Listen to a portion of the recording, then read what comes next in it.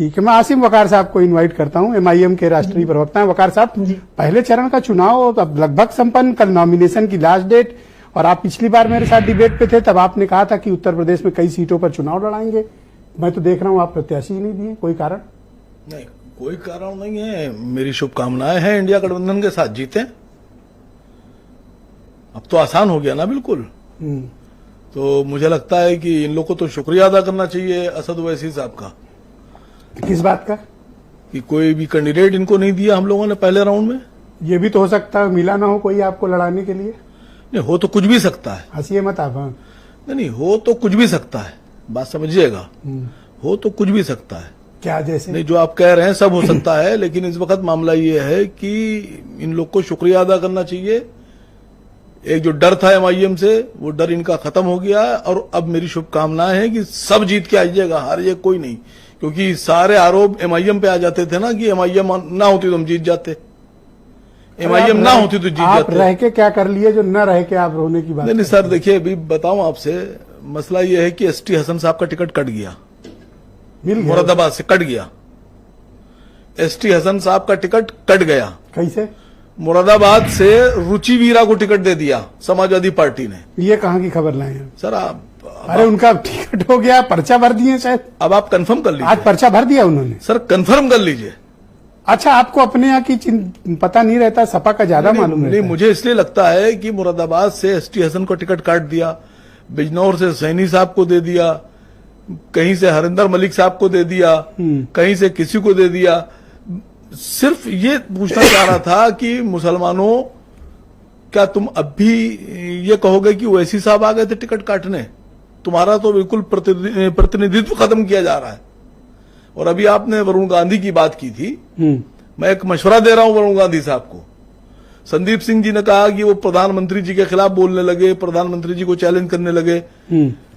अगर वरुण गांधी जी मुझसे पूछें तो अच्छा, मान लो पूछ रहे हैं, बताओ। तो फौरन जाएं और जाकर वाराणसी से पर्चा भर दें। कहां से? वाराणसी से पर्चा भर दें प्रधानमंत्री जी के खिलाफ। वहां उनका क्या है? लड़ना है तो ठीक से लड़े फिर। और कांग्रेस को चाहिए और इंडिया गठबंधन को चाहिए कि वरुण गांधी को वाराणसी में कैंडिडेट बना दें। ये मेरा मशवरा है इंडिया गठबंधन के लिए और वरुण गांधी के लिए।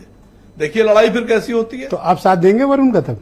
नहीं, लड़ाइए जाकर। हम तो सर कहाँ हैं, हम तो कहीं आपके हिसाब से कहीं। अरे आप दोस्त हैं हमारे, हमने तो बुलाया। अब संजय चौधरी भी आज कह रहे थे कि बहुत दिन से वकार साहब दिखे नहीं, तो मैंने कहा तरावी खत्म हो गई, आज इनवाइट करता हूं। नहीं, देखिए वरुण गांधी साहब अगर चुनाव लड़ते हैं वाराणसी से, तो सबसे पहली बात हम क्या साथ देंगे? सबसे पहले तो भाई का साथ भाई दे, और भाई का साथ बहन दे, और भाई का साथ जो है वो बड़ी अम्मी दे।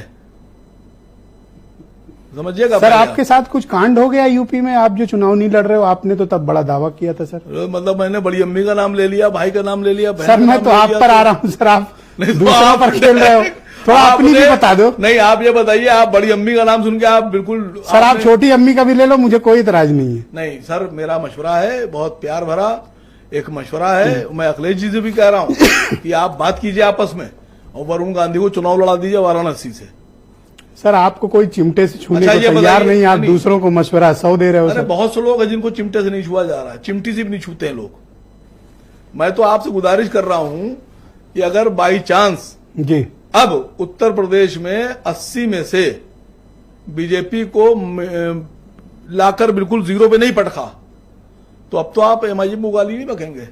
कौन बकता है? आप मैं और एमआईएम गाली? आप ये आप कहीं नाराज है मुझसे? नहीं, नाराज नहीं, कुछ तो बात है। मैं सवाल पूछ रहा हूं सर आपसे।